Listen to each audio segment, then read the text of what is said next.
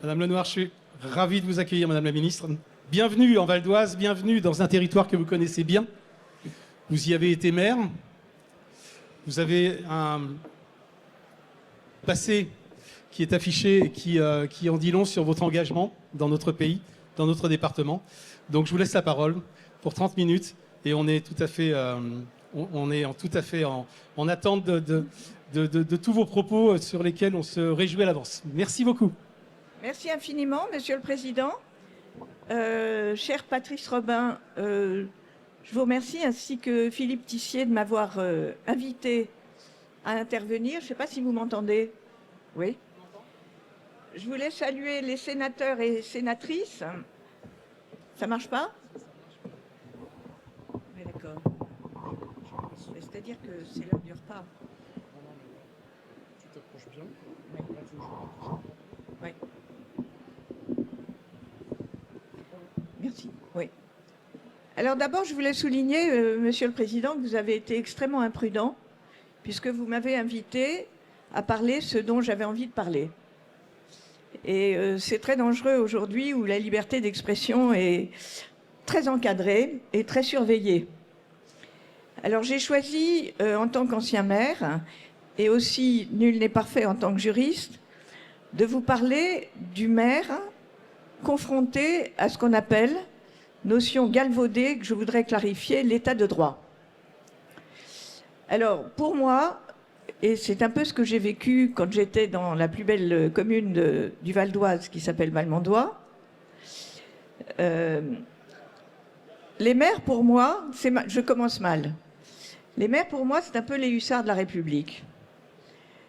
Comme vous l'avez vu, lors des dernières élections municipales, il y a une polarisation tout à fait inquiétante de la vie politique française qui fait que la notion même de république, c'est-à-dire de res publica, de bien commun, qui transcende les courants partisans et qui est représentée, à mon avis, d'une façon toute particulière et pratiquement unique en France, au niveau du maire, eh bien, s'émousse dans des conditions qui fait que, si je peux me permettre, je voudrais vous rappeler l'article 1er de la Constitution française, dont chaque maire est le garant.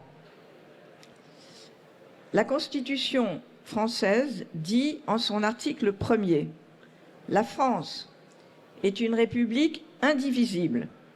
Alors, ça va un peu changer avec la Nouvelle-Calédonie, mais en principe, la France est, dans sa culture politique, une république indivisible. Elle est laïque, dit cet article 1er de la Constitution. Nous sommes les seuls au monde à inscrire dans notre Constitution la laïcité. Auparavant, jusqu'à Erdogan, la Turquie faisait aussi figurer dans sa Constitution la laïcité, mais ça n'est plus le cas, puisque lui, il est quand même très proche, ou il est même un des membres, dit-on, des Frères musulmans. C'est une France démocratique et sociale, avec un taux de redistribution sociale extrêmement élevé, donc ça c'est aussi notre culture politique. Elle assure l'égalité devant la loi de tous les citoyens, sans distinction d'origine, de race ou de religion. C'est un peu l'expression de la laïcité et de l'égalité de tous, ceux qui croyaient au ciel et ceux qui n'y croyaient pas, comme dit le poète Aragon. Elle respecte toutes les croyances. Vous n'avez pas dans la Constitution française la liberté de religion, qui figure dans d'autres textes, dans des traités. Elle respecte les croyances, ce qui signifie que la religion, c'est du domaine de la vie privée, dans notre culture à la française. Et c'est un ajout de 1992, l'organisation de la France est décentralisée.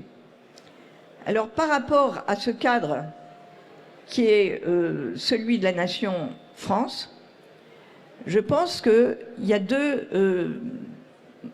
beaucoup de sujets de préoccupation, mais moi j'en vois deux essentiels. D'abord, et je ne dis pas ça contre les préfets, pour qui j'ai beaucoup de respect et même souvent d'admiration, parce qu'ils gèrent de plus en plus les sujets les plus difficiles de la société, comme les maires. on peut dire que l'autonomie des collectivités territoriales et singulièrement des villes et des communes rurales s'est émoussée. Pourquoi ? Parce qu'au fil du temps, on a sensiblement diminué l'autonomie financière, qui est à la clé de cette autonomie administrative, qui est un principe constitutionnel.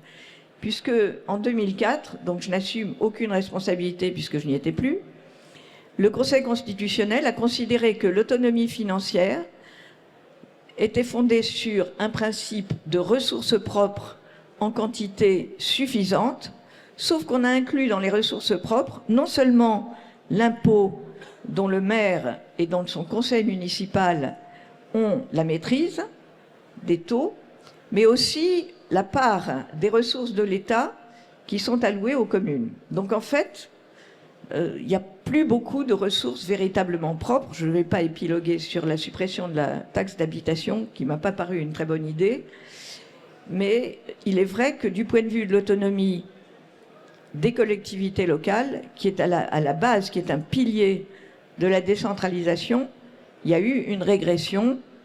Et je ne parle même pas du millefeuille administratif local, qui est quand même, à mon avis, un élément de blocage de la démocratie locale. Enfin, c'est mon avis. Le deuxième sujet dont je voudrais parler, c'est l'état de droit. Alors, l'état de droit, c'est une formule qui est très galvaudée aujourd'hui. Dès que l'État intervient dans un domaine, essaye de réglementer, essaye de prévenir des troubles à l'ordre public, essaye de faire savoir qu'une manifestation qui s'annonce extrêmement violente doit être canalisée, sinon interdite, que certains groupements de fêtes, je pense à la Jeune Garde et à d'autres, ne peuvent plus subsister dans une démocratie parce qu'ils représentent un danger, une menace pour l'ordre public, on brandit l'état de droit. Alors j'avoue humblement que ça n'est pas complètement faux, parce que cette notion, elle est née d'abord en 1920 en Autriche. Celui qui a promu la création de la première Cour constitutionnelle s'est alarmé contre l'oppression d'une majorité non démocratique. Et puis ensuite, au lendemain de la guerre, on a bâti tout le droit des droits de l'homme et tout le droit de l'État sur cette notion que l'État, par définition, peut abuser de son pouvoir et que donc il fallait le brider et qu'il fallait donner aux juges, c'est ce qu'on appelle le principe de la prééminence du droit, eh bien, la décision finale de savoir jusqu'où les collectivités locales, depuis l'État, le préfet et les maires ou les présidents exécutifs des collectivités territoriales, jusqu'où ils peuvent aller.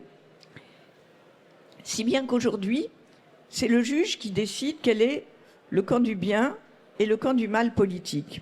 Et c'est de ça dont je voudrais vous parler, parce que je pense que ce rééquilibrage entre un juge qui dit non seulement le droit, mais qui dit le bien, et un politique qui se sent bridé et qui, même à l'Assemblée nationale et au Sénat, ne propose pas des mesures nécessaires à la nation parce qu'il a peur d'être censuré par un juge, je considère qu'il y a un danger pour la démocratie. Pourquoi je pensais que vous aviez eu tort de me donner la parole, parce que je voudrais quand même avoir un discours un peu engagé, étant entendu que je considère qu'aujourd'hui, avec le président de la République, le maire est sans doute celui qui incarne le plus le besoin démocratique de compréhension des problèmes des citoyens. Et je pense qu'un bon maire, c'est celui qui sait écouter et qui sait prendre des décisions. C'est un peu ça pour moi, le maire.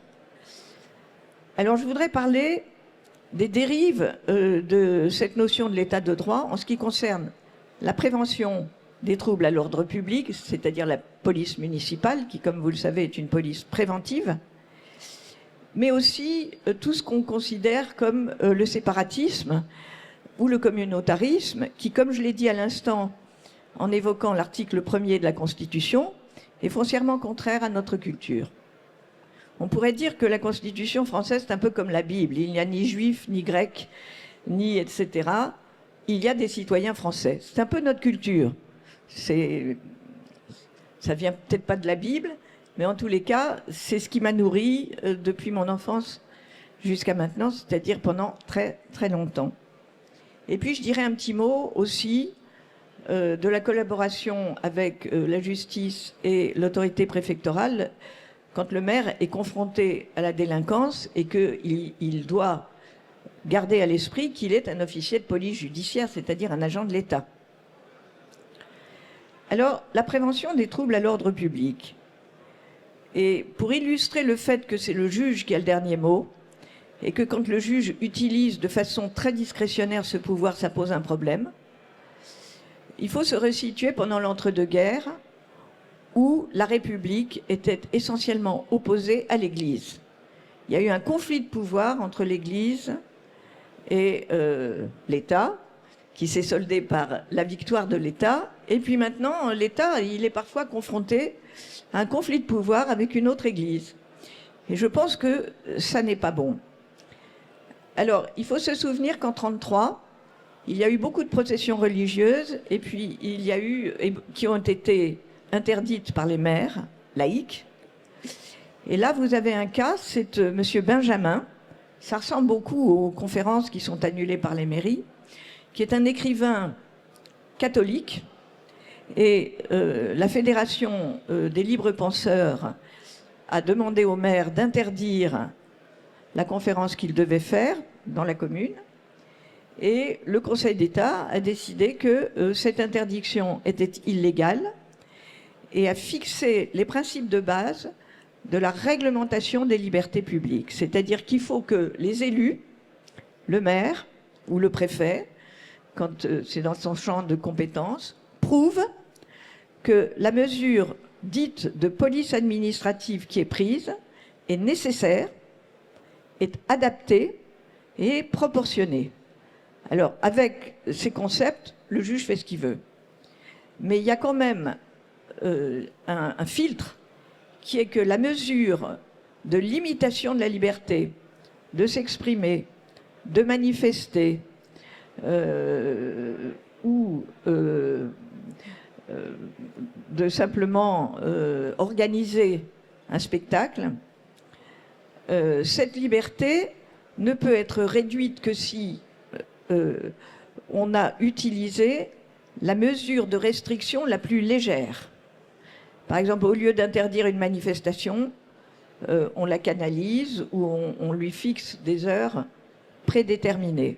Donc le maire, par rapport à l'ordre public, il est un peu en situation d'infériorité parce qu'il faut qu'il prouve que la mesure était nécessaire. Alors, on se trouve quand même face à parfois des situations un peu rocambolesques. Vous avez le Conseil d'État qui considère que les soulèvements de la terre, qui est un collectif de je ne sais plus combien, centaines de petits groupements de faits, qui détruit des infrastructures agricoles et qui ensuite utilise des tirs de mortier contre les forces de police, eh bien, interdire ce groupement, c'est disproportionné par rapport à la liberté d'expression. Donc vous avez quand même une jurisprudence qui est très très marquée et qui est très différente de la jurisprudence américaine que je connais un peu. Par exemple, Greenpeace, qui organisait des manifestations un petit peu semblables, a été condamné l'an dernier à payer à une entreprise pétrolière 667 millions de dollars d'indemnités pour avoir saccagé des infrastructures. Donc c'est vrai qu'en France, République, qui veut dire quand même ordre public, qui veut dire vivre ensemble, qui veut dire bien commun, c'est-à-dire que la liberté, comme dit la déclaration de 1789, consiste à faire tout ce qui ne nuit pas à autrui, elle est un petit peu en question. Vous avez aussi les rodéos motorisés. Vous avez un maire dans les Bouches-du-Rhône qui a été condamné pour faute parce que par rapport aux rodéos motorisés, il n'avait simplement dressé des procès-verbaux, c'est tout. Vous avez le maire de Venette, et là il y a eu des questions, je pense, au Sénat ou à l'Assemblée nationale, qui a été mis en garde à vue une journée entière, alors qui s'est opposé, qui a boxé avec un type qui faisait des rodéos motorisés dans sa commune, mais disons que le type des rodéos, il n'a pas été en garde à vue, mais le maire l'a été.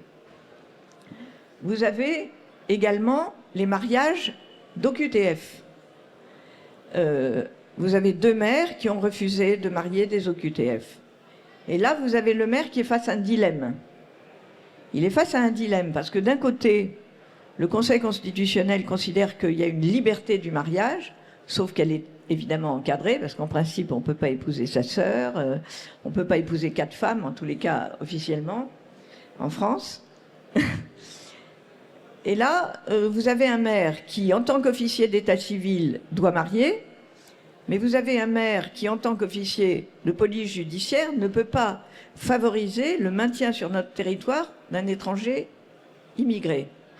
Vous pourriez imaginer que le maire fait cet arbitrage. Eh bien non, c'est le juge qui va en décider, et c'est le juge qui va décider si ce maire doit être maintenu ou non à son poste.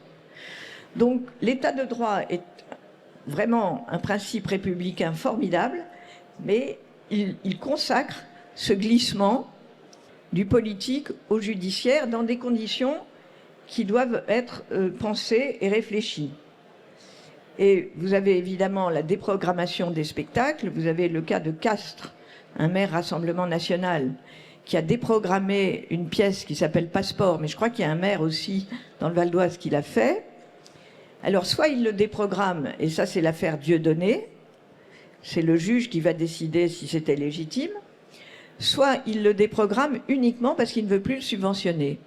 Et moi je considère que sans idéologie, la commune doit avoir la liberté, sauf si elle subventionne des activités illicites, évidemment. Si vous subventionnez le narcotrafic et des associations de malfaiteurs, c'est pas bien. Mais en dehors de ça, le maire, le conseil municipal doit être libre de subventionner si ça correspond à l'intérêt local. Comme vous le savez, en principe, les mairies n'ont pas le droit de faire des vœux politiques. Le maire est apartisan. Il a une étiquette politique, mais il est le maire de tous les citoyens. Et ça doit aussi être une réflexion. Dernier dilemme, c'est le maire employeur d'agents municipaux. Et je vous laisse à songer au périscolaire. Jusqu'à présent, dans la jurisprudence, seul l'État, dans le cas d'enfants agressés sexuellement ou autres dans des établissements, a été reconnu comme fautif. Mais on va vers une responsabilité, à mon avis, des élus locaux qui doivent évidemment veiller à la gestion de tous les établissements dont ils sont la charge, notamment quand il y a des personnes vulnérables, c'est-à-dire des enfants et des personnes âgées. Donc, la prévention à l'ordre public, je pense que la prévention de troubles à l'ordre public, elle est un peu face à son destin. Et je verrais très bien l'Union des maires appeler quand même à un certain regain du pouvoir politique par rapport aux juges. J'ai été juge, mais de mon temps, si je puis dire, c'est-à-dire il y a assez longtemps, on avait le respect de la séparation des pouvoirs. C'est-à-dire que le juge arrête son champ de compétences là où commence la décision politique. Et il faut quand même repenser assez largement ce point, d'autant que vous avez maintenant une procédure qui s'appelle le référé-liberté, c'est-à-dire qu'en 24 heures, on peut faire interdire l'interdiction d'une manifestation, l'interdiction d'un rodéo, l'interdiction d'une conférence qui appelle au meurtre. Et le juge a, depuis 1995, un pouvoir d'injonction.